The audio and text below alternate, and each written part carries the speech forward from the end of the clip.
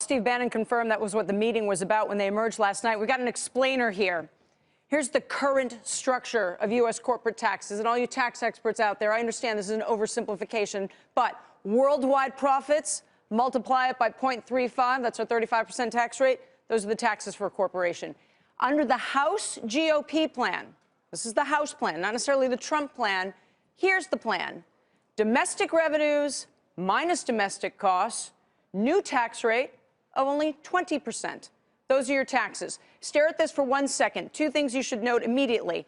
Number one, we go to a territorial system, right? There's been lots of complaints about a worldwide tax system for the United States. We're the only major trading country that does that. Two, you can only subtract your domestic costs.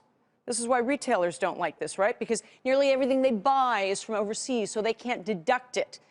Here is where all the controversy is, guys. The supporters of this say, don't worry, prices aren't going to go up at Walmart because this is so strong dollar that Walmart's going to be able to buy a lot more stuff with the same amount of money, and hence it's going to be a wash when it comes to the actual consumer.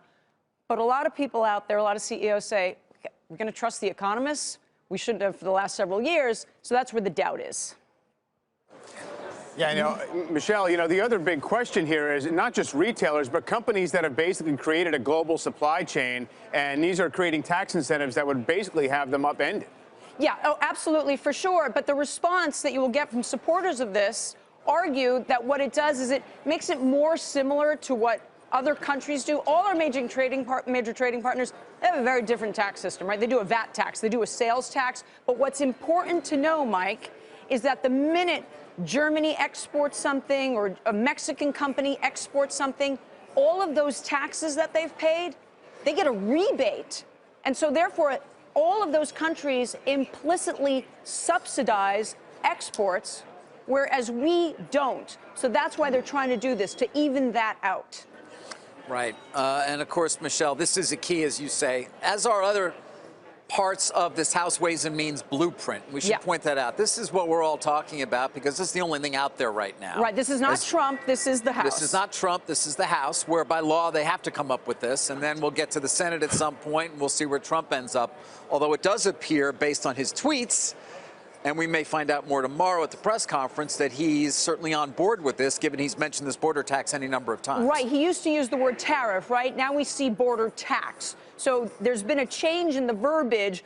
What we don't know for sure is, does that mean that he's really talking about this and not punitive import taxes? I don't think we have a definitive answer on that. Some people might like to think that's what it means, but we don't know. Hey there, thanks for checking out CNBC on YouTube. Be sure to subscribe to stay up to date on all of the day's biggest stories. You can also click on any of the videos around me to watch the latest from CNBC. Thanks for watching.